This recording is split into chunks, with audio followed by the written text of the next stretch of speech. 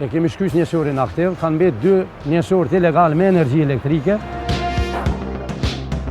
Keqpërdorimi i energjisë elektrike vazhdon të mbetet një nga faktorët që ndikon drejt për drejt në rritjen e kostos së saj, pasi dëmet financiare të shkaktuara nga vjedhjet përkthehen në miliona euro që në fund shpërndahen tek të gjithë konsumatorët.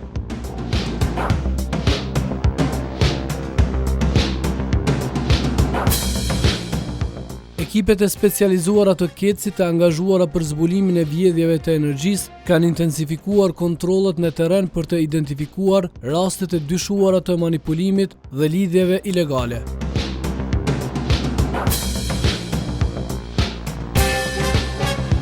Përmes sistemit elektronik të monitorimit të konsumit, KEC analizon të dhënat e shpenzimit dhe identifikon devijimet që mund të sinjalizojnë keqpërdorim në zona të caktuara.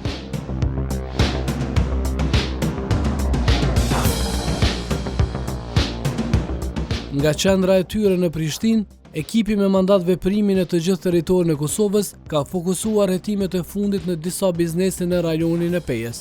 Të shoqëruar nga njësitë speciale të policisë së Kosovës, hetuesit e energjisë ndërmorën një aksion e orët e hershme të mëngjesit pas pranimit të informacioneve për dyshime se një pjesë e energjisë e konsumuar në një objekt afarist nuk po faturohej.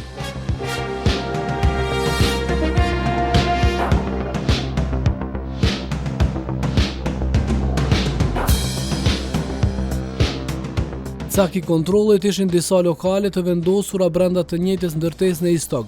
Sipas informacioneve, të dhënat paraprake tregonin mospërputhje mes konsumit real dhe energjisë së regjistruar për faturim.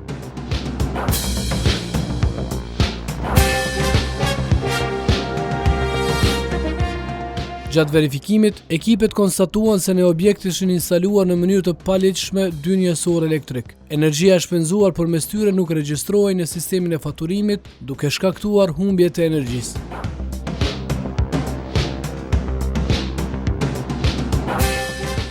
Meq në objekt ka disa biznese me pronar të ndryshëm, ata që hasen njoftohen me situatën dhe veprimet që do të ndërmerren në vazhdim.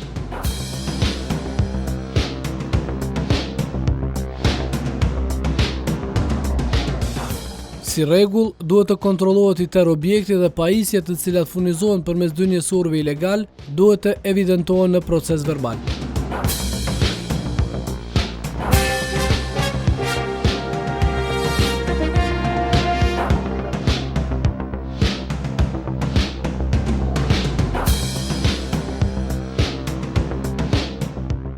Njësorët ilegal konfiskohen dhe konsumatori do të procedohet penalisht. Si rregull, fotografohet çdo gjetje për të përdorur pastaj në procedura gjyqësore.